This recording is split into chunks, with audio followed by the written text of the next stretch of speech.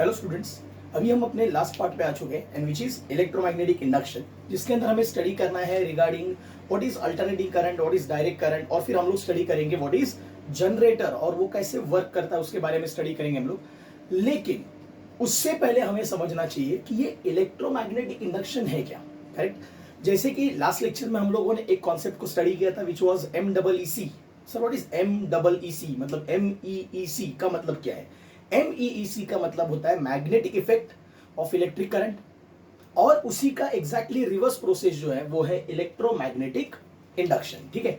So it is MEEC। वहां पर हम लोगों ने फ्लेमिंग का लेफ्ट हैंड सीखा था रूल, अगर आपको याद है। सो लेफ्ट हैंड रूल में क्या होता है कि अगर if there is a magnetic field and if there is a flow of current then there will be the motion of the conductor। Correct. मैं क्या बोल रहा हूं गौर से ध्यान दीजिए। In magnetic effect of electric current जो हमने लेफ्ट हैंड रूल सीखा था उसमें क्या था, if there is a magnetic field and if there is a flow of current, correct, then there will be direction of the motion या फिर motion of the conductor. Correct. But electromagnetic induction में इसका थोड़ा सा reverse process है। यहां पर हम लेफ्ट हैंड रूल नहीं लेते, यहां पर हम लेते हैं राइट हैंड रूल। ठीक है। अगर हम राइट हैंड रूल की बात करें तो उसके बारे में बाद में बात करूंगा ही, लेकिन इलेक्ट्रोमैग्नेटिक इंडक्शन क्या बताता है आपको कि if there is a magnetic field, correct, and if there is a motion of the conductor, see if there is a motion of the conductor then there will be the flow of current in the conductor. मतलब अगर magnetic field में आप conductor मतलब wire को अगर motion देते हो, मतलब मैग्नेटिक फील्ड में रखे हुए वायर को अगर आप मोशन देते हो, इधर उधर अगर उसको आप डिस्प्लेस करते हो, तो उसके वजह से उस वायर में करंट प्रोड्यूस होता है। ठीक है। And this is electromagnetic induction. ये बेसिक है इलेक्ट्रोमैग्नेटिक इंडक्शन का। ठीक है। सो मैंने आपको सबसे पहले बता दिया कि इलेक्ट्रोमैग्नेटिक इंडक्शन होता क्या है। इलेक्ट्रोमैग्नेटिक इंडक्शन में सबसे पहली चीज आपके पास होने चाहिए मैग्नेट्स, मतलब जिसके वजह से आएगा मैग्नेटिक फील्ड, और उसमें कंडक्टर ने खुद मोशन करना चाहिए। मतलब सर ऐसे खुद कैसे मोशन करेगा, कोई चीज ऐसे उसको खुद से मोशन कर दी, ठीक है, आप उसे मोशन करवाइए। मतलब वहां पर मैग्नेटिक फील्ड होगा और आप ऐसा कुछ करिए कि कंडक्टर जो है वो मोशन करेगा, उसके बाद ऑटोमेटिकली उस वायर के अंदर करंट प्रोड्यूस होगा। इसलिए मैंने आपको बताया था कि करंट कैसे प्रोड्यूस होता है, करंट कैसे जनरेट होता है, उसके बारे में हम स्टडी करेंगे, और उसका जो साइंस है विच इज इलेक्ट्रोमैग्नेटिक इंडक्शन। यही चैप्टर जो है और बड़े पैमाने पे और बड़े लेवल पे आपको 12th स्टैंडर्ड में आएगा। ठीक है। जिसके अंदर आप इसके बारीक बारीक इक्वेशंस की स्टडी करेंगे। लेकिन इस साल फिलहाल के लिए हम जो अभी फिलहाल स्टडी करने वाले हैं वो इसके सिर्फ बेसिक्स का करने वाले हैं। ठीक है ना। सो चलो बेसिक्स को अभी हम डेवलप करने की कोशिश करते हैं, अच्छे से समझने की कोशिश करते हैं। सो जस्ट पे अटेंशन। सबसे पहली चीज अगर हमें कुछ समझनी है इलेक्ट्रोमैग्नेटिक इंडक्शन में तो वो है एक डिवाइस जिसका नाम है गैल्वानोमीटर। कभी सुना है ये नाम? गैल्वानोमीटर सुना होगा, और अगर नहीं सुना है तो मैं बताता हूं कि गैल्वानोमीटर होता क्या है और वो काम क्या करता है। ठीक है। सो सिंपली गैल्वानोमीटर एक डिवाइस होता है जिसके अंदर एक रोटेटिंग कॉइल होती है, जैसे आपने मोटर में देखा था, उसके सराउंडिंग में छोटे छोटे मैग्नेट होते हैं अंदर। अब होता क्या है, गैल्वानोमीटर में जैसे ही कोई करंट पास कराते हैं हम, तो यहां से एंट्री इनपुट की और आउटपुट की एंट्री होती है। यहां से जैसे ही करंट यहां से अंदर एंटर करता है, उस करंट के वजह से जैसे मोटर घूमती थी वैसे ही इस गैल्वानोमीटर के अंदर का कॉइल भी घूमेगा। वो कॉइल को लगा हुआ एक पॉइंटर, तो जैसी कॉइल घूमेगी उस कॉइल के साथ वो पॉइंटर भी घूमेगा। करेक्ट है। और वो पॉइंटर आपको बताएगा कि करंट ज्यादा है या कम है। करेक्ट। इसका क्लियरली मतलब है कि गैल्वानोमीटर एक ऐसा डिवाइस है जो आपको बताएगा कि करंट, ठीक है, जो फ्लो हो रहा है उसका डायरेक्शन क्या है। सर कैसे बताएगा डायरेक्शन क्या है? बहुत सिंपल है। अगर आपको मोटर याद है, जब करंट एक पर्टिकुलर डायरेक्शन में घूम रहा था तो मोटर एक सर्टेन डायरेक्शन में घूम रही थी, लाइक दिस। जैसे आप करंट का डायरेक्शन उल्टा करो मोटर में, तो वैसे ही घूमने का डायरेक्शन भी उल्टा हो जाता है मोटर का। सही है। बस यही जो फंडा है, यही जो कॉन्सेप्ट है वो यहां पर भी आएगा। सपोज करंट अगर इस डायरेक्शन में ऐसे फ्लो हो रहा है तो ऐसे जाके घूम के फिर ऐसे बाहर निकलेगा, तो अंदर की कॉइल एक पर्टिकुलर डायरेक्शन में घूमेगी, जिसके वजह से ये पॉइंटर भी एक पर्टिकुलर डायरेक्शन में जाएगा, क्योंकि वो कॉइल ऐसे घूमेगी तो कांटा भी ऐसे घूमेगा। ठीक है। But suppose in the second case अगर ये करंट सपोज अगर उल्टा हो जाता है, ठीक है, तो करंट के उल्टे हो जाने की वजह से अब कॉइल का घूमना भी उल्टा हो जाएगा, बिकॉज मोटर में भी वैसे ही होता है, ये भी मोटर की तरह ही चलता है, और जिसके वजह से पॉइंटर का भी घूमना जो है वो उल्टे डायरेक्शन में आएगा। इसका मतलब है गैल्वानोमीटर आपको ये बताएगा उसके कांटे के जरिए कि करंट का डायरेक्शन क्या है, यहां से वहां क्लॉकवाइज जा रहा है या एंटी क्लॉकवाइज जा रहा है। सही है। इन शॉर्ट गैल्वानोमीटर शोज और galvanometer denotes the direction of the current. तो गैल्वानोमीटर के दो काम है, पहली बात तो करंट है कि नहीं, और अगर करंट है तो उसका डायरेक्शन क्या है। करेक्ट। और यकीन मानिए इन्हीं गैल्वानोमीटर्स को थोड़ा सा एडजस्ट करके, इनके अंदर रेजिस्टेंस में थोड़ा सा चेंज करके, सीरीज और पैरेलल में कनेक्शंस देके हम एमीटर और वोल्टमीटर बनाते हैं। ठीक है। सो एमीटर ऐसा डिवाइस है जो जनरली करंट मेजर करने के काम में आता है, और वोल्टमीटर किसके काम में आता है? वेरी गुड, वोल्टमीटर काम में आता है वोल्टेज गिनने के, यानी पोटेंशियल डिफरेंस गिनने के। ठीक है ना। सो इन दैट केस ये गैल्वानोमीटर इस आगे के चैप्टर में एक बहुत इंपॉर्टेंट रोल प्ले करने वाला है। ठीक है। सो आप जस्ट याद रखिए, ध्यान रखिए कि मैं क्या बताने वाला हूं। So what is electromagnetic induction? मैंने थोड़ी देर पहले बताया था, अगर मैग्नेटिक फील्ड है, करेक्ट, और अगर आप उसमें कंडक्टर को मोशन देते हो, सो याद रखो electromagnetic induction is all about first finger and thumb. If you are providing first finger and thumb, you will get the second finger, correct? So if it is first finger, that is magnetic field, and if there is a motion of the conductor, you will get a direction of current, या फिर you will get a current. ठीक है। So in that case अब एक experiment देखते हैं जो कि आपके टेक्स्ट बुक में भी था। ठीक है। So अगर सपोज मैं बोलता हूँ ये एक पोल है, ये एक पोल है, और ये एक मैग्नेट है जिसका ये नॉर्थ साइड है, ये साउथ साइड है सपोज। ठीक है। हमने क्या किया, यहां से यहां तक एक वायर, कंडक्टिंग वायर, ठीक है, मतलब जो वायर करंट कैरी कर सकती है, ठीक है, उसको लगाया। फिर वहां से कनेक्शन जो है वो यहां पर लिया, और ये क्या है, what is this? Yes, very good, ये जो है वो गैल्वानोमीटर है। क्या है? गैल्वानोमीटर है, करेक्ट। अब होगा क्या, जस्ट पे अटेंशन, जिस वक्त ये टाइट जो वायर है, याद रखिए इसमें हमने कोई बैटरी कनेक्ट नहीं किया हुआ है, हमने कोई बैटरी कनेक्ट नहीं किया, इसका मतलब इसके अंदर खुद से करंट नहीं है, ये नॉर्मल वायर है। नॉर्मल वायर जो आप हाथों में लेके घूमते हो, जनरली कॉपर का वायर सपोज आप लेके घूमते हो, वो कोई करंट कैरी नहीं कर रहा होता है।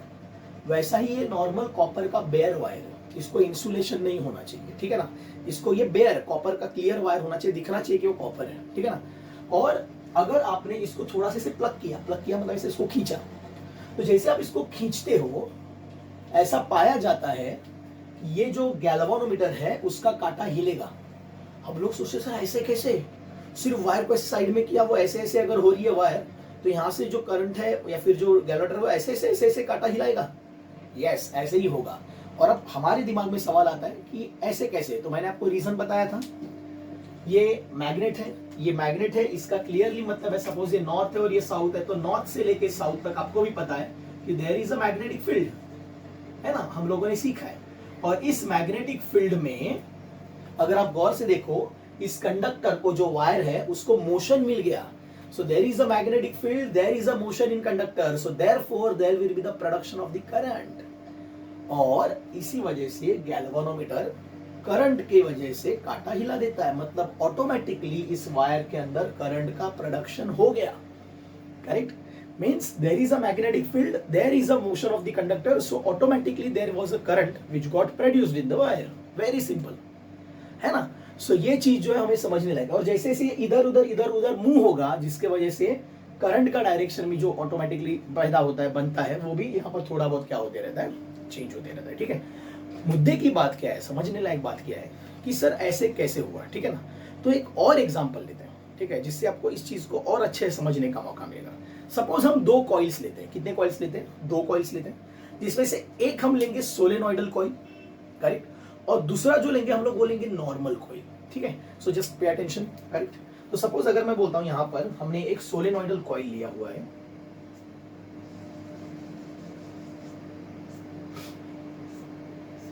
इसको हमने बैटरी प्रोवाइड किया, करेक्ट, और इसके साइड में हमने एक नॉर्मल कॉइल लिया।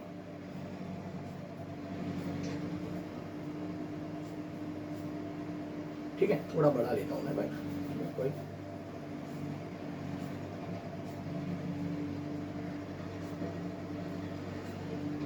और इसको हमने क्या कनेक्ट किया, क्या दिख रहा है ये, यस, वेरी गुड, आप लोग समझ गए हो बहुत अच्छे से। ये जो है वो है गैल्वानोमीटर। ठीक है ना। अब आपको क्या करना है, ये भी एक कॉइल है, इसको हम बोलेंगे सिर्फ कॉइल, ठीक है, नॉर्मल कॉइल। एंड ये जो है ये भी एक कॉइल है, इसको हम बोलेंगे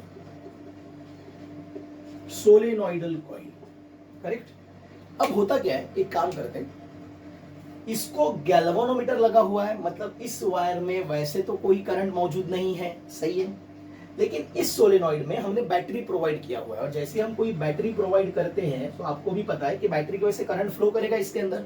यस, हमने ऑन कर दिया इसको। अब आपको क्या करना है, जस्ट पे अटेंशन, ये बहुत जरूरी है, ठीक है।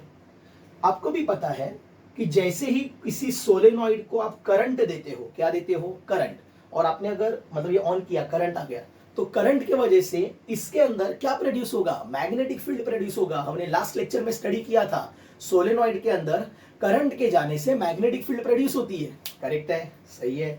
तो इस सोलेनॉइड के अंदर क्या होगा, मैग्नेटिक फील्ड जो है वो प्रोड्यूस हो जाएगा, ठीक है ना। वे मैग्नेटिक फील्ड ऐसे, फिर यहां से ऐसे जाएगी, बाहर जाएगी, है ना, ये हमने स्टडी किया होता है, ऐसे घूम के आएगी, यहाँ पर ऐसे घूम के आएगी, करेक्ट। सो होगा क्या कि यहाँ पर एक मैग्नेटिक फील्ड प्रोड्यूस हो गई है, राइट। अब पे अटेंशन, इसके बाद 2 मिनट तक आपको पूरा दिमाग जगह पे रखना है और ये सारा इलेक्ट्रोमैग्नेटिक इंडक्शन का खेल आपको समझ में आ जाएगा, ठीक है। Just pay attention. अब आप क्या करते हो, ये कॉइल में से ये फील्ड पास हो रही है, जैसे कि आप देख रहे हो, ठीक है।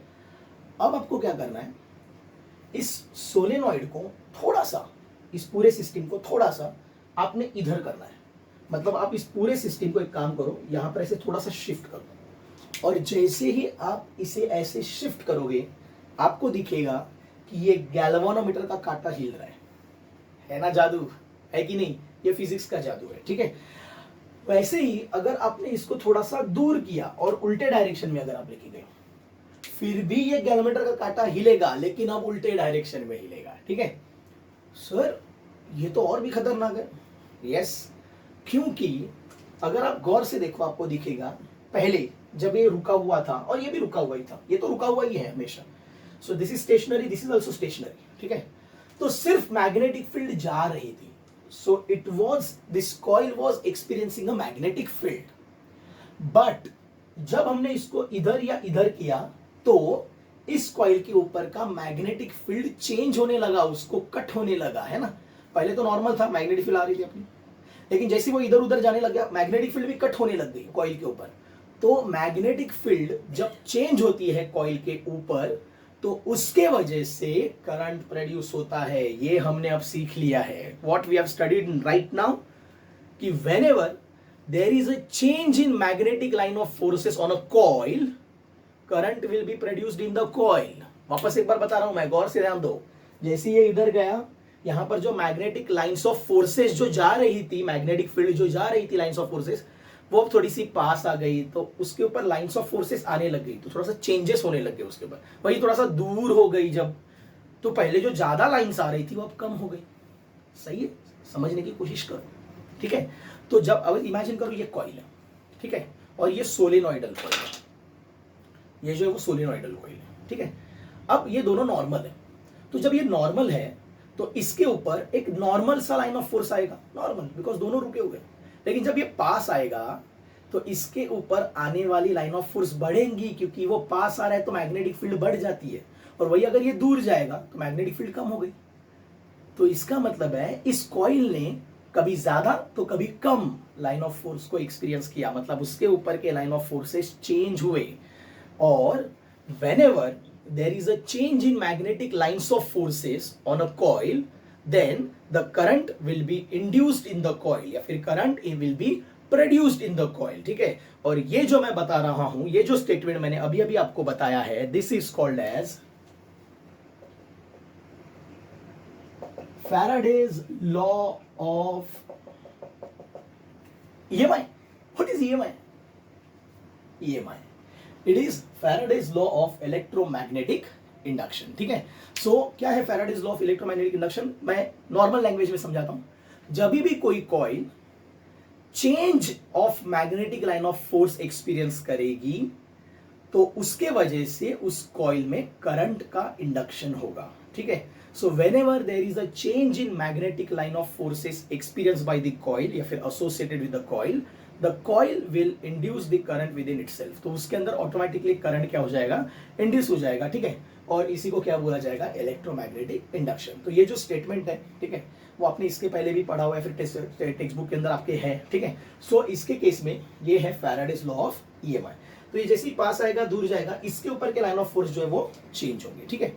अब इस केस में क्या था, इस केस में मैग्नेट जगह पे था, वायर हिल रही थी, ठीक है। इस केस में क्या था, वायर जगह पे था और ये मैग्नेटिक फील्ड हिल रही थी। तो दोनों से आपको पता चल गया पहले वाले से कि भाई मैग्नेट रुका है, मतलब मैग्नेटिक फील्ड रुकी है, लेकिन कॉइल मूव हो रही है। और सेकंड केस में कॉइल रुकी है लेकिन मैग्नेटिक फील्ड मूव हो रही है। कुछ भी हो जाए, दोनों के वजह से यहां पर भी और यहां पर भी मैग्नेटिक लाइन ऑफ फोर्स तो चेंज हो रही है ना वायर के ऊपर, बस तो उसकी वजह से करंट आएगा। इन शॉर्ट, आप तरबूज के ऊपर चाकू मारो या चाकू के ऊपर तरबूज मारो, तरबूज को कटना ही है, यही हो रहा है। आप मैग्नेटिक फील्ड जो रुकी हुई है उसमें कॉइल को घुमाओ या कॉइल जो रुकी हुई है उसमें मैग्नेटिक फील्ड को घुमाओ, मैग्नेटिक फील्ड तो चेंज होगा और जिसकी वजह से क्या प्रोड्यूस होगा, करंट प्रोड्यूस होगा। तो यही जो स्टूडेंट्स आप जो समझ गए हो अभी, वो है इलेक्ट्रोमैग्नेटिक इंडक्शन, जिसके वजह से करंट प्रोड्यूस होता है। अब इसके अंदर एक बहुत इंपॉर्टेंट चीज है and that is Fleming's right hand rule. तो फ्लेमिंग का राइट हैंड रूल बहुत सिंपल है।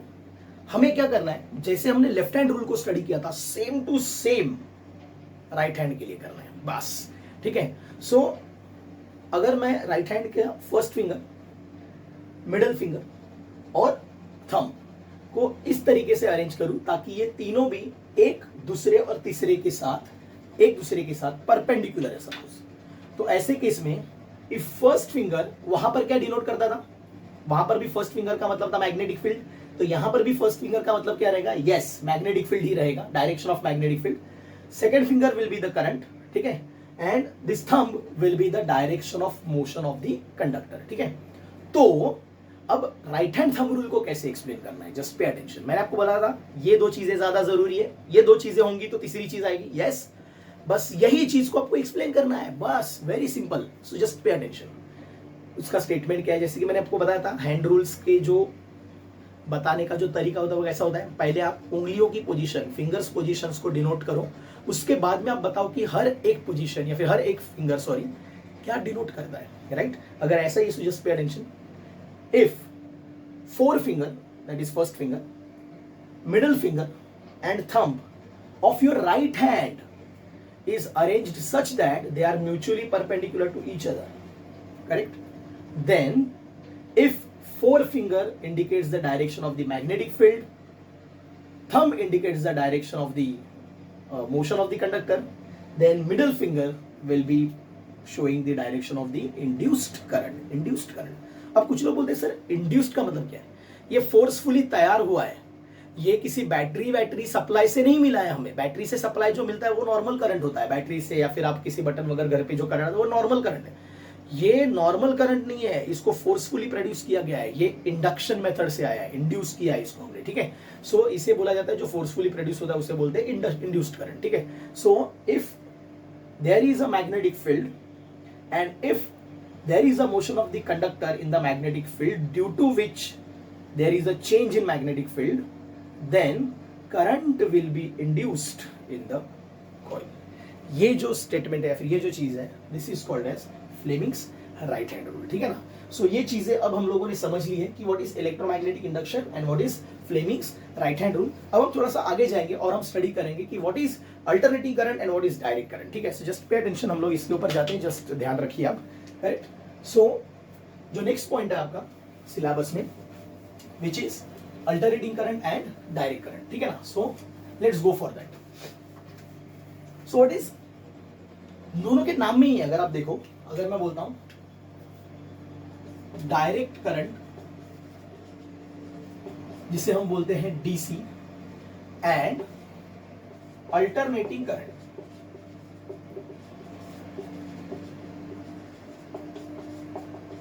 एसी, तो अगर आप गौर से देखो इनके नामों में ही है, it is direct, so it is a direct current, ठीक है ना, डायरेक्ट करंट। और ये जो है वो कैसा है,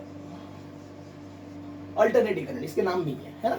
सो जनरली डायरेक्ट करंट क्या होता है, डायरेक्ट करंट वो करंट है जिसकी वैल्यू आप बढ़ा सकते हो, कम कर सकते हो, लेकिन एक पर्टिकुलर टाइम पे वो हमेशा फिक्स रहती है, that is direct fix value, ठीक है ना। तो अगर सपोज मैं बोलता हूं कि ये एक एक्सिस है, ये टाइम एक्सिस है, टाइम, इसमें आप टाइम डिनोट करोगे और इसमें करंट, तो व्हेनेवर यू से डायरेक्ट करंट, एक सर्टेन टाइम पे वो डायरेक्ट करंट हमेशा फिक्स ही होता है, इट इज फिक्स्ड, ठीक है। हाँ, पहले वो जीरो था, आप उसको बढ़ाओगे, बाद में वो कम भी हो जाएगा, that is a different thing. तो वो पहले बढ़ेगा फिर बाद में कम हो जाएगा, ठीक है। सो वो एक अलग चीज है, लेकिन एक पर्टिकुलर टाइम पे उसका वैल्यू हमेशा क्या रहता है, फिक्स रहता है। So that is called as a direct current. But what is alternating current? So now pay attention, अगर मैं बात करता हूं अल्टरनेटिंग करंट की, तो सेम यहां पर टाइम एक्सिस होगा, यहां पर होगा करंट, लेकिन ये जो करंट होगा वो फिक्स नहीं होगा, वो करंट बार बार अपनी वैल्यू जो है वो क्या करते रहेगा, चेंज करते रहेगा। अगर आप गौर से देखो, अगर ये जीरो है, अगर ये पॉजिटिव साइड है, तो ऑब्वियसली ये नेगेटिव साइड हुई, करेक्ट। और अगर आप गौर से देखो तो आपको समझेगा कि करंट बार बार अपनी डायरेक्शन चेंज कर रहा है, यहां पर कभी पॉजिटिव की तरफ है तो कभी नेगेटिव की तरफ है। इन शॉर्ट, अगर हम बात करें किसी सर्किट में, तो डायरेक्ट करंट का कैसे होता है, बैटरी होने की वजह से पॉजिटिव से नेगेटिव, फिर पॉजिटिव से नेगेटिव, फिर पॉजिटिव से नेगेटिव, ऐसे करके वो एक ही डायरेक्शन में घूमता है। बट अल्टरनेटिव करंट का ऐसे नहीं है, वहां पर कोई बैटरी नहीं होती, वहां पर आप एसी सोर्स लगाते हो, अल्टरनेटिंग करंट सोर्स, जिसके वजह से वो करंट ऐसे फिर ऐसे, ऐसे फिर ऐसे, so clockwise anti clockwise, clockwise anti clockwise घूमते ही रहता है। इस करंट को बोला जाता है अल्टरनेटिंग करंट। इसका मतलब है अल्टरनेटिंग करंट एक पर्टिकुलर टाइम के बाद अपनी डायरेक्शन चेंज करते रहता है, बट डायरेक्ट करंट अपनी डायरेक्शन चेंज करता नहीं है, ठीक है ना। That is the first important distinguishing point between them, ठीक है। दूसरी चीज अगर हम बात करते हैं, सो सर जो पावर प्लांट में बनती है इलेक्ट्रिसिटी, फॉर एग्जांपल अगर हम देखते हैं कि हमारे पास, अगर हम मुंबई में हैं तो ठाणे के आसपास या फिर नासिक के आसपास कुछ पावर प्लांट्स हैं, ठीक है। इवन हमारे तारापुर में भी पावर प्लांट है, ठीक है, न्यूक्लियर पावर प्लांट। सो यहाँ पर जो इलेक्ट्रिसिटी बनती है वो कौन से फॉर्म में बनती है? सो रिमेंबर, जो इलेक्ट्रिसिटी बनती है वो अल्टरनेटिंग फॉर्म में बनती है। So this alternating form is very important, ठीक है। और इलेक्ट्रिसिटी बनाता कौन है? जनरेटर, ठीक है। सो मतलब जनरेटर जो होता है जनरली वो अल्टरनेटिंग करंट प्रोड्यूस करता है, राइट। अच्छा, और हमारे घर पे भी जो ये इलेक्ट्रिसिटी लगती है फिलहाल के लिए, ये जो अभी फिलहाल यूज हो रहा है, वो भी अल्टरनेटिंग करंट ही है, ठीक है। सो होता क्या है, वहां पर अल्टरनेटिंग करंट बनता है, वो लोग डायरेक्ट करंट क्यों नहीं बनाते सर, ठीक है। तो अगर ऐसा सवाल है कि वो डायरेक्ट करंट क्यों नहीं, डायरेक्ट करंट जो है वो डिवाइस के अंदर यूज आएगा। फिलहाल फॉर एग्जांपल अगर मैं बोलता हूँ कि कोई वायर है, या फिर वी कैन से कोई फैन है, या फिर वी कैन से कोई मिक्सर है, उसके अंदर जो है वो डायरेक्ट करंट यूज होगा, लेकिन वहां तक जो पहुंचेगा हमारी वायर से, आपके घर में जो वायर्स होती है वो अल्टरनेटिंग करंट ही है।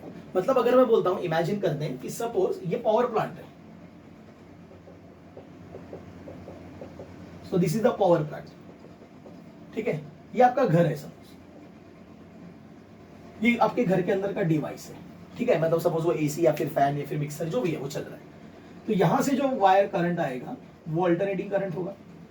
इवन आपके घर के वायरिंग सिस्टम में भी जो होगा वो अल्टरनेटिंग करंट होगा, लेकिन एक बार वो आपके डिवाइस में चला जाए तो डिवाइस में जाने के बाद वो डीसी हो जाता है। तो कुछ लोग बोलते हैं सर ऐसा क्यों कर रहे हो, आपकी एसी बना रहे हो और डिवाइस में डीसी यूज हो रहा है, एक काम करो डायरेक्ट डीसी बना दो, है ना। ये सवाल आता है कि काम करते पावर प्लांट में हम डीसी करंट बनाते हैं, डीसी करंट बना देंगे, डायरेक्ट भेजेंगे यहाँ से, और डीसी करंट के हिसाब से हमारी जो मशीनरी है वो चलेगी, करेक्ट। बहुत आसान था, ये क्यों बार बार एसी डीसी ऐसा? इसका रीजन एकदम क्लियर है। डीसी जो होता है डायरेक्ट करंट, इसका लॉस जो होता है वो बहुत इजीली हो जाता है। मतलब अगर आप पावर प्लांट में डीसी करंट अगर बनाते हो तो आपके घर पर आते आते हीट की वजह से वो लॉस हो जाएगा। वहीं पर अल्टरनेटिंग करंट का जो लॉस होता है वो कंपैरेटिवली बहुत कम होता है, जिसकी वजह से क्या होता है, अगर सपोज वहां पर अगर एक particular amount of AC current बना है तो आपके घर पे थोड़ा सा लॉस होके वो आएगा और आपके घर पे इतना तो बचेगा ही। सो अल्टरनेटिव करंट अगर सपोज वहां पर 100 बनता है तो आपके घर पे 90 पहुंचेगा, लेकिन अगर आपने डायरेक्ट करंट बनाया वहां पर, अगर वहां पर 100 बना है, आपके घर पे आते आते 0 हो जाएगा। मतलब ये दूसरा डिस्टिंग्विशिंग पॉइंट है that direct current, loss of current या फिर loss of current due to heat is more in case of direct current, but loss of current या फिर loss of strength is less in case of alternative current. तो ये loss ज्यादा होता नहीं, इसलिए हम क्या करते हैं, वहां से एसी बनाते हैं, हमारे घर तक भी एसी लाते हैं, और फिर हमारे डिवाइस में फिर डीसी डायरेक्ट यूज कर लेते हैं हम लोग, ठीक है। So this is how we can say alternating current and direct current को क्या करते हैं हम लोग यूज करते हैं। Direct current it moves in a particular direction, alternating current it continuously changes its direction. Direct current को कोई फ्रीक्वेंसी नहीं होता, ये भी एक पॉइंट है, बट अल्टरनेटिंग करंट को फ्रीक्वेंसी होता है। जो चीज चेंज होती है उसको फ्रीक्वेंसी होता है, इतना आप समझ के रखिए। सो इंडिया में हम 50 हर्ट्ज सप्लाई यूज करते हैं। So now sir what is 50 hertz supply? 50 hertz supply का मतलब होता है कि इंडिया में जो इलेक्ट्रिसिटी हम यूज करते हैं वो 1 सेकेंड में 50 बार चेंज होता है, अपना साइकिल चेंज करता है 50 बार। इमेजिन करो 1 सेकेंड में 50 बार, बहुत ज्यादा है, ठीक है ना, करेक्ट। सो इंडिया में 50 हर्ट्ज पे चलता है। यूएस मतलब अमेरिका में जनरली 60 हर्ट्ज होता है, 60 हर्ट्ज मतलब 1 सेकंड में 60 बार चेंज होता है वो, ठीक है। सो जनरली हमारा जो कॉन्फ़िगरेशन है जो हम घर पे यूज करते हैं डेली, वो 220 वोल्ट 50 हर्ट्ज सप्लाई है, मतलब 220 वोल्टेज और 550 50 हर्ट्ज 50 हर्ट्ज का सप्लाई हम चलाते हैं, ठीक है। So that is alternating current. समझ में आ रहा है? सो अभी हमने जो देखा it was a distinguishing between alternating current as well as what direct current, ठीक है। तो ये हमने अभी फिलहाल के लिए क्या किया हुआ है देख लिया है। आपने इस पॉइंट को बहुत अच्छे से स्टडी करना है, बिकॉज ये आपको डायरेक्टली अब अभी तो यूज आएगा, अभी आपके सिलेबस में वगैरह तो है ही, ठीक है, और हमेशा आपको इसके बाद भी वो यूज में आते रहेगा। अगर आप फ्यूचर में इलेक्ट्रिकल इंजीनियरिंग वगैरह करते हो तो वहां पर आपको ये पॉइंट जो है वो बहुत काम में आने वाले हैं, ठीक है। अगर ऐसा ही है तो अब हम जाएंगे हमारे चैप्टर के आखिरी पार्ट में कि अल्टरनेटिंग करंट जो है वो बनता ही कैसे, ठीक है। How generator generates the alternating current, that is the whole common point, correct. So इसका मतलब है अब हम जाएंगे कि जनरेटर किस तरीके से जनरेट करता है इलेक्ट्रिसिटी को, करेक्ट। सो चलो देखते हैं उसे, just pay attention. Okay students, तो अभी हम लोगों के सामने जो कॉन्सेप्ट है विच इज जनरेटर का कॉन्सेप्ट, टेक्स्ट बुक में आपने जो स्टडी किया था या फिर जो था वो जो है वो थोड़ा बहुत वी कैन से अलग सा डायग्राम है, वो 3D में दिखाने की कोशिश की गई है। लेकिन ये जो डायग्राम है इससे आपको क्लियरली समझेगा कि जनरेटर एक्चुअल में अल्टरनेटिंग करंट कैसे जनरेट करता है, मतलब करंट घूमता कैसे, उल्टा पुल्टा कैसे होता है, उसके बारे में आपको यहाँ पर क्लियरली आइडिया आएगा, ठीक है। जिसके लिए हमने 2 डायग्राम्स बनाई हुई है। अब ये क्या है कैसे मैं बताता हूँ आपको। सबसे पहले दीज 2 आर दी मैग्नेट्स, ये नॉर्थ पोल है, ये साउथ पोल है, जैसे कि आपको दिख रहा है। दूसरी चीज यहाँ पर एक कॉइल है, तो इसको हम नाम देंगे ABCD। So this is ABCD coil, correct, okay. This will be called as armature coil also, ठीक है। अब यहाँ पर ये जो है, ठीक है, एक्सल जिसे बोलते हैं हम लोग, ठीक है। तो ये एक्सल मतलब एक रॉड रहेगा, करेक्ट।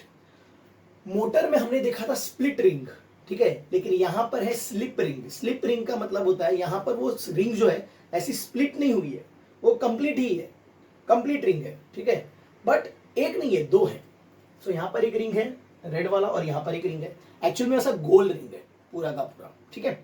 अब होता क्या है कि ये जो पूरा का पूरा स्ट्रक्चर है उसको कैसे कनेक्ट किया है, देखो ये जो AB है वो यहाँ से इधर ऐसे कनेक्टेड है अंदर से, और ये जो CD है वो ऐसे कनेक्टेड है यहाँ पर, ठीक है ना, करेक्ट, ओके। यहाँ पर ब्रशेस लगे हुए हैं and then there will be a connection throughout the circuit and which is accompanied with galvanometer. So galvanometer will show the direction of the current, ठीक है।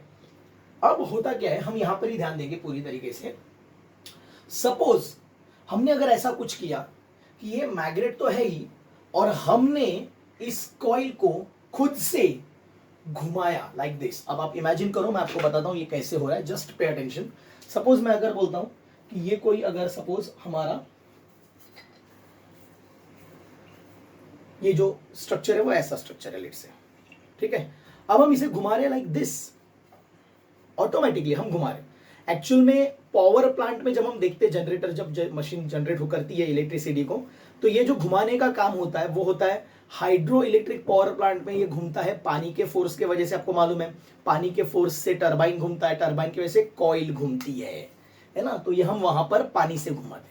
वही अगर हम बात करते हैं कि अगर स्टीम पावर प्लांट है, तो स्टीम पावर प्लांट के अंदर क्या करते हैं, पानी से हम भाप बनाते हैं, मतलब we will make steam from the water and then हम उस स्टीम को टरबाइन पे छोड़ दें। स्टीम को टरबाइन पे छोड़ने से भी टरबाइन घूमता है, करेक्ट। अब कुछ लोगों के दिमाग में सवाल आता है, सर पानी से घुमाओ ना, स्टीम बना के क्यों घुमा रहे हो, ठीक है।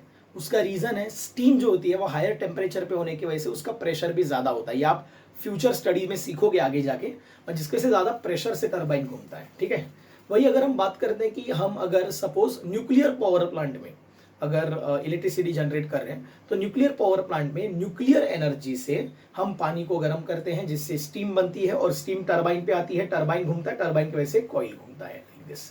ठीक है, इसका मतलब है बाय एनी मीन्स अगर आप कहीं बाहर भी जाते हो, सपोज आप आउट ऑफ मुंबई जा रहे हो, ठीक है, थोड़ा सा जनरली मैंने जहाँ पर देखा पुणे जाता रहा है, फिर अमरावती की तरफ अगर आप जाते हो तो वहाँ पर बहुत हवाएं चलती है, तो वहाँ पर विंड पावर प्लांट होता है, तो विंड मिल घूमती है, ठीक है, उसके ब्लेड्स घूमते हैं, ब्लेड्स के घूमने से अंदर कॉइल घूमता है, ठीक है, और कॉइल के घूमने से इलेक्ट्रिसिटी पैदा होती है। इन शॉर्ट आपको ऐसा कुछ करना पड़ेगा कि जिसके वजह से कॉइल घूमे खुद से। तो यहाँ पर भी हम क्या करते हैं, इस कॉइल को इस तरीके से घुमा रहे हैं। अगर आप गौर से देख रहे हो, जब ये घूम रही है इस तरीके से, तो ये साइड जो है वो अंदर आ रहा है मेरी तरफ, और ये साइड जो है वो बाहर आ रहा है आपकी तरफ, जस्ट पे अटेंशन। और जिसकी वजह से ऑटोमेटिकली इसके अंदर अब करंट प्रोड्यूस होगा। कैसे? Pay attention. सपोज मैं बोलता हूं ये साइड जो है वो अंदर जा रही है, अभी मैंने ये एरो से दिखाया, दिस एरो मतलब ऐसे नहीं जा रहा है, अंदर जा रहा है, आपसे अंदर की तरफ। और यहां पर आप इमेजिन करो कि बाहर आ रहा है, ऐसे मतलब ये कॉइल जो है वो ऐसे घूम रही है, ठीक है, ऐसे ऐसे ऐसे ऐसे करके घूम रही है, गोल गोल गोल गोल, तो ऐसे घूम रही है, ठीक है। सो अब होगा क्या? Pay attention, there is a magnetic field from north to south, जो कि एरो से दिखाया है यहाँ पर। हम यूज करेंगे फ्लेमिंग का राइट हैंड रूल। सो ये मेरा राइट हैंड है, ठीक है ना, राइट। राइट हैंड रूल को हम इस तरीके से अरेंज करेंगे।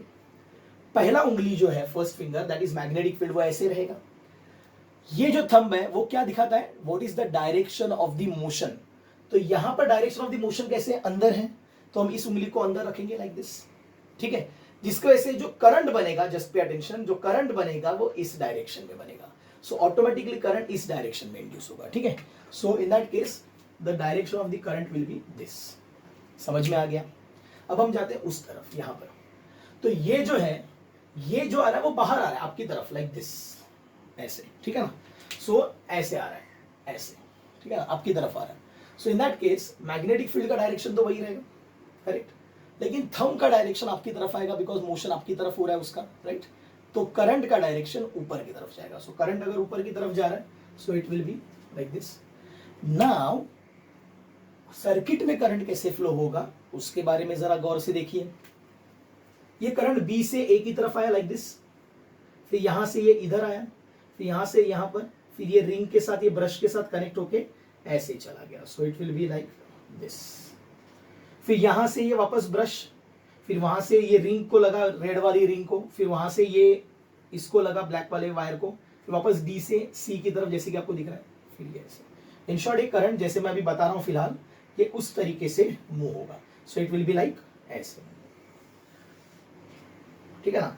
तो अगर आप इधर देखो, ये बहुत जरूरी है, यहां पर जो करंट मूव हो रहा है वो ऐसे हो रहा है, और इस मोशन को, या फिर ये जो ऐसे करंट जो मूव हो रहा है सर्किट में, so it is like this, and इसको बोलेंगे एंटी क्लॉकवाइज। क्या बोलेंगे इसे? एंटी क्लॉकवाइज, ऐसे। तो ये समझ में आ गया होगा आपको, करेक्ट। अब हम क्या देखेंगे कि जो चीज, अगर सपोज फिलहाल के लिए मैं वापस इस पे आता हूं, ठीक है ना। फिलहाल ये ए बी था, ए बी, करेक्ट, ये था सी और ये था डी।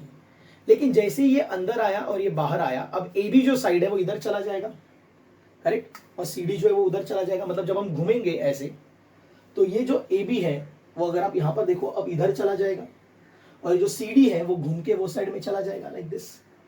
लेकिन अभी भी जो मोशन है वो तो ऐसे ही हो रहा है। So just pay attention, A B पहले अंदर जा रहे थे, लेकिन वही ए बी जब आप इधर पहुंचेंगे तो घूमने की वजह से वो बाहर आएंगे लाइक दिस। सो जब ये ऐसे घूमता है कोई कॉइल, तो ये साइड जब यहां से अंदर आ रही थी, तो जैसे वो आधा रोटेशन मार के उधर चली जाएगी, वहां से वो बाहर आएगी, करेक्ट ना। रोटेशन तो ऐसे ही होते हैं, एक साइड से अंदर, दूसरे साइड से बाहर, ठीक है ना। सो इन दैट केस होगा यूं कि आपका ये जो अब ए बी वाला साइड है, ये वाला साइड जो है वो बाहर आने की कोशिश करेगा लाइक दिस, और जो सी डी वाला साइड है वो अंदर जाने की कोशिश, करेक्ट, ठीक है। अब होगा क्या? जस्ट पे अटेंशन, हमें अब दिमाग लगाना है, ठीक है, just pay attention. Magnetic field तो यहीं पर है, करेक्ट, और सीडी जो है ये साइड वो अंदर की तरफ जा रही है ना। इन शॉर्ट आप ऐसे पकड़ के चलो कि ये जो है वो ए बी है, और ये जो है वो सी डी है। ए बी अंदर आ रहा था, सी डी बाहर आ रहा था, यहां पर, सो ये CD जो है रेड वाला वो बाहर आएगा आपकी तरफ, है ना. So it is like correct. लेकिन अब क्या होगा, अब ये अंदर आएगा और ये बाहर जाएगा, है ना. सो इन दैट केस जो यहां पर AB अंदर आ रहा था लाइक दिस, वो वहां पर जाने के बाद बाहर आएगा. देखो, है ना. तो यहां से बाहर आ गया. वही हो रहा है, जो AB यहां पर अंदर जा रहा था वही BA जब वह आपकी तरफ ऐसे मूव हो रहा है. मैं करंट की बात नहीं कर रहा हूं, मैं मोशन की बात कर रहा हूं, है ना. सो इन दैट केस अब होगा क्या, यहां पर अगर हम right hand thumb rule use करें तो first finger will indicate the direction of the magnetic field. Correct. CD अगर आप गौर से देखो ये अंदर जा रहा है, मतलब ये जो थंब है वो मेरी तरफ आएगा अंदर की तरफ. तो करंट कैसे आएगा, डाउनवर्ड. सही है. सो करंट डाउनवर्ड आएगा. करेक्ट. अच्छा, अब देखते हैं AB, है ना. मैग्नेटिक फील्ड ऐसे, राइट. ओके, फिर ये AB है वो आपकी तरफ आ रहा है. सो ये ऐसे आएगा, राइट. तो करंट ऐसे ऊपर की तरफ आएगा. कुछ लोग बोलते हैं सर यहां पर भी ऐसे और ऐसे ही था, यहां पर भी ऐसे ऐसे, चेंज कहां हुआ, है ना. रुको, यहां पर चेंज नहीं दिखेगा. मैंने बोला था इंपॉर्टेंट है कॉइल में, ये जो ब्लू कलर का कॉइल सर्किट दिख रहा है उसमें करंट कैसे फ्लो होता है. सही है. नाउ पे अटेंशन, जस्ट दिमाग जगह पे रखो, ये सबसे क्रूशियल पॉइंट है. ये समझ में आ गया, पूरा जनरेटर समझ में आ जाएगा. Pay attention. CD से करंट नीचे आ रहा है, करेक्ट. लेकिन अब देखो ये जो करंट है वो यहां से ऐसे जाके ये नीचे वाले रिंग को लगा है, क्योंकि ये CD ऑलरेडी ऐसे ही कनेक्टेड है, बस वो घूम के यहां से इधर आ गया. और ये जो AB है वो ऐसे घूम के इधर चला गया, जैसे कि आप देख रहे हो, है ना. सो अब ये यहां से कनेक्ट हो गया, मतलब अब ये करंट C से D से यहां से रिंग को मिलेगा. तो ये रिंग को करंट मिला, तो ये रिंग से अब ये यहां से ऐसे जाएगा नीचे, करेक्ट. सो ये करंट ऐसे आ गया, राइट.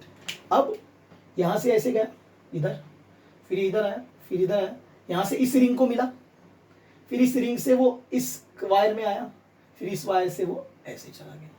इन शॉर्ट यहां पर जो करंट है वो ऐसे फ्लो हो रहा है, ये ऐसे, ये ऐसे, फिर इधर से वो इधर जा रहा है, फिर सर्किट में ऐसे फ्लो हो रहा है, फिर इधर से इधर जा रहा है, फिर यहां से वापस ऊपर, और इस तरीके से वो अपना सर्किट कंप्लीट कर रहा है. अगर आप गौर से देखो यहां पर क्या हो रहा है, तो यहां पर जो करंट है वो ऐसे जाके ऐसे आ गया, इसके एग्जैक्टली उल्टा. तो ये जो है वो ऐसे आ रहा है, करेक्ट. और इसीलिए कॉइल में डायरेक्शन जो है वो चेंज हुआ. तो जब ऐसे जा रहा था तो कांटा इधर था, तो जब वो ऐसे आएगा तो कांटा इधर आएगा, ठीक है ना, करेक्ट. सो ऑटोमेटिकली वो घूमेगा. सो यहां पर जो करंट है वो कौन से सेंस में है, it is in clockwise sense, ठीक है. तो ऐसे, करेक्ट. और अगर आप जब देख रहे हो यहाँ पर अब दोनों डायग्राम में, तो इसका वर्किंग जो है वो आपको इन डायग्राम से ज्यादा इजीली समझ में आएगा rather than the text book का डायग्राम. वहां पर थोड़ा सा अलग तरीके से दिया हुआ है. यहाँ पर अगर आप समझते हो तो यहाँ पर आपका जनरेटर का कॉन्सेप्ट क्लियर हो जाता है कि किस तरीके से यहाँ पर जो करंट का डायरेक्शन है वो एंटी क्लॉकवाइज, लेकिन यहाँ पर सिमिलर स्ट्रक्चर बट क्लॉकवाइज हो गया, ठीक है. सो जैसे ही ये हर एक जो नॉर्मली हम यूज करते हैं सप्लाई, उसमें हर एक सेकेंड में ऐसा चेंज 50 बार होता है. इसीलिए हम बोलते हैं कि 50 हर्ट्ज का सप्लाई हमारे घर पे. तो बाय दिस वे हम लोगों ने जनरेटर की स्टडी को स्टडी कर लिया, और इसी के साथ आपका जो इफेक्ट ऑफ इलेक्ट्रिक करंट का पूरा पार्ट है, ठीक है ना, जो हम इतने दिनों से देख रहे थे, वो बेसिक जो है वो आपका पूरी तरीके से अच्छे तरीके से आपके हिसाब से क्लियर हो चुका है, ठीक है ना. सो आप इसको अच्छे तरीके से अब स्टडी करिए. Thank you.